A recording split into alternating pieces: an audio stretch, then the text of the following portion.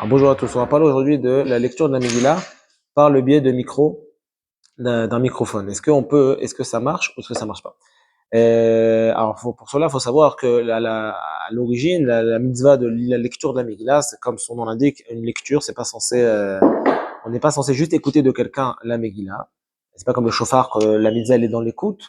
La mitzvah de la lecture de la Megillah elle est dans la lecture. Malgré tout le monde aujourd'hui euh, font à ce qu'on entende quelqu'un, c'est-à-dire qu'on entende quelqu'un qui nous lit la Megillah. Et comment ça se fait? Parce qu'on a un principe dans la halakha qui s'appelle Shomea Keone, c'est-à-dire que toute personne qui lit pour moi, et moi, pendant la lecture, je dis rien du tout, j'écoute, je pense à me rendre quitte, et la personne qui lit pense à me rendre quitte aussi. À ce moment-là, la Gemara, dans Masret Souka d'Aflametret à Moudbet, nous enseigne que c'est comme si moi, qui avais écouté la lecture, j'avais dit cette lecture, j'avais parlé tout simplement.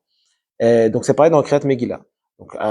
Mais tout cela, c'est à condition que la personne qui lit, c'est une personne qui a une obligation de lire la Megillah exactement au même niveau que la personne qui écoute.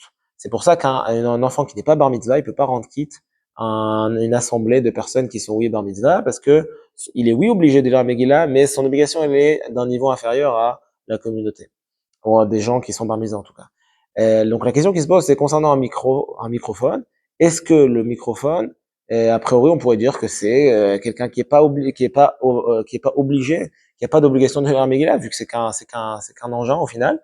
Malgré tout, la décision des poskim, elle est de dire que ça dépend. Si sans le microphone, j'aurais pu réussir à écouter la Megillah et que le microphone, juste en fait, ce qu'il fait, il me permet de mieux l'écouter, ça s'appelle pas que j'ai écouté la Megillah du microphone, donc il y a aucun problème, ça marche.